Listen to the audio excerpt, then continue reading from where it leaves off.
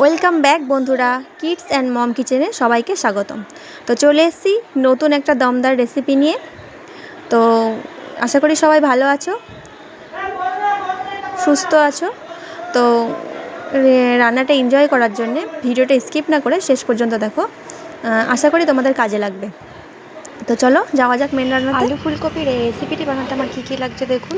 এখানে আছে আলু ডুমো ডুমো করে কাটা আর ফুলকপি কেটে ধুয়ে নিয়েছি আমি। এখানে মাছ, আর এখানে আছে নুন, হলুদ গুঁড়ো, এটা ভাজা মশলার গুঁড়ো, এটা হচ্ছে এখানে ধনে জিরে আছে, আর এখানে আছে গরম মশলা গুঁড়ো।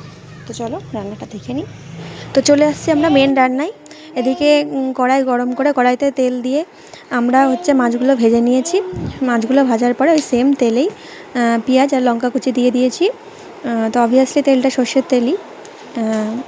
ভিডিওর টাইটেল থাম্বনেল দেখলে তোমরা নিশ্চয়ই বুঝেই গেছো যে আমি আজকে কি বানাচ্ছি। আমি আজকে বানাচ্ছি ফুলকপি আলু দিয়ে মাছের পাতলা ঝোল, রুই মাছের। তো গরমে এই সাদামাটা খাওয়াই ভালো। তো দেখো কেমন সিম্পল উপায়ে, খুব সহজভাবে যারা নতুন রান্না শিখছো বা নতুন রান্না করছো তাদেরও খুব সুবিধা হবে রান্নাটা করতে। কোনো ঝামেলা ছাড়াই সুন্দরভাবে সুস্বাদু রান্না করে নিতে পারবে, হেলদিও বলতে পারো। আমি এই রান্নার মধ্যে কোনো রকম গুঁড়ো লঙ্কাও ইউজ করিনি। তো ওইদিকে পেঁয়াজ লঙ্কা ভাজা হয়ে গেলে ওর মধ্যে দিয়ে দিয়েছি টমেটোটাও সুন্দর করে নরম হয়ে গেলে দেখো হালকা ব্রাউনিশ কালার চলে এসছে, তখন আমি ওর মধ্যে দিয়ে দিয়েছি আদা রসুনের পেস্ট।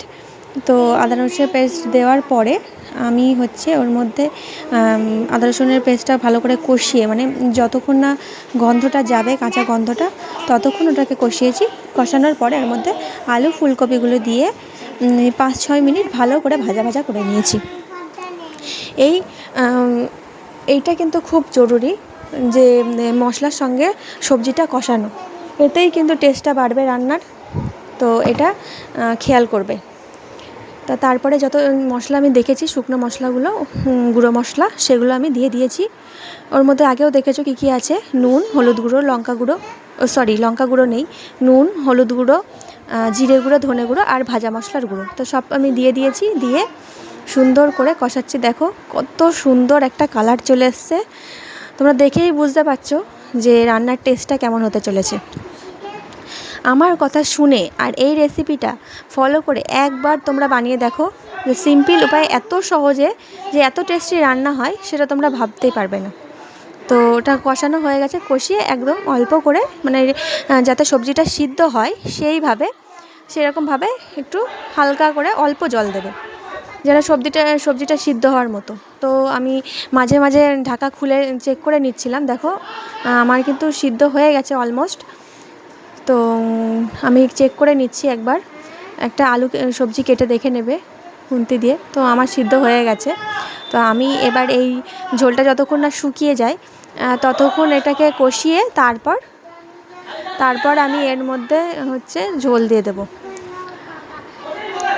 ঝোল দিয়ে তোমরা যেমন ঝোল খেতে পছন্দ করো, কে কতটা পাতলা খেতে পছন্দ করো, কেউ পাতলা ঝোল খেতে পছন্দ করে, কেউ একটু গাঢ় খেতে পছন্দ। কখন একটা মাছ চুরি করে নিয়েছে, তো মাছ চোরকে একটা বাটি দিয়ে দিই। নাও মাছ চোর, বাটির মধ্যে রেখে খাও। তো আমি মাছ ভেজে রেখেছি, আমি এদিকে রান্না করছি। পিছনে যখন মাছটা নিতে যাব দেখলাম একটা মাছ ওখান থেকে গায়েব হয়ে গেছে।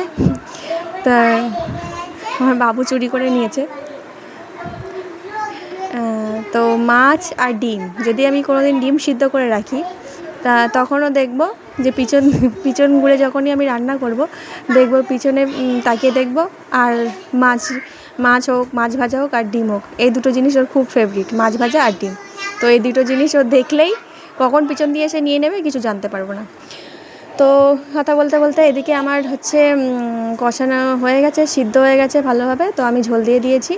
হ্যাঁ, আর এই টাইমে এই যে আমরা কাঁচা লঙ্কাগুলো ইউজ করেছি, এইগুলো চেষ্টা করবে তুলে ফেলে দেওয়ার। এগুলো দেখতে বাজে লাগে, তো ওর যা ফ্লেভার যাওয়ার, যা ঝাল যাওয়ার চলে গেছে রান্নার মধ্যে, ওটা আর দরকার নেই। তো ওই জন্য ওটাকে তুলে ফেলে দেওয়ার চেষ্টা করবো। তো ঝোলটা ফুটে উঠলে ওর মধ্যে মাছ দিয়ে দেবে, ভাজা মাছগুলো। তো ভাজা মাছগুলো আমি সাজিয়ে দিয়েছি সুন্দর করে। তারপরে সাজিয়ে দিয়ে ঢাকা চাপা দিয়ে রেখে দিয়েছি কিছুক্ষণ। এবার যে যতটা ঝোল খেতে পছন্দ করবে, আর কিছু নেই রান্নার মধ্যে, রান্না শেষ।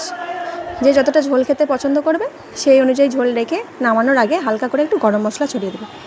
তো আমার চ্যানেলে নতুন হয়ে থাকলে অবশ্যই আমার চ্যানেলটাকে সাবস্ক্রাইব করো, আমার পাশে থেকো, আর ভালো লাগলে অবশ্যই লাইক কমেন্ট শেয়ার করো। তো তৈরি হয়ে গেছে আমার টেস্টি মাছের ঝোল। তো দেখো কত সুন্দর দেখতে হয়েছে, তোমরাও বানিয়ে খেয়ে দেখো, আর বানালে অবশ্যই কমেন্ট করে জানাবে। তো চলো টাটা।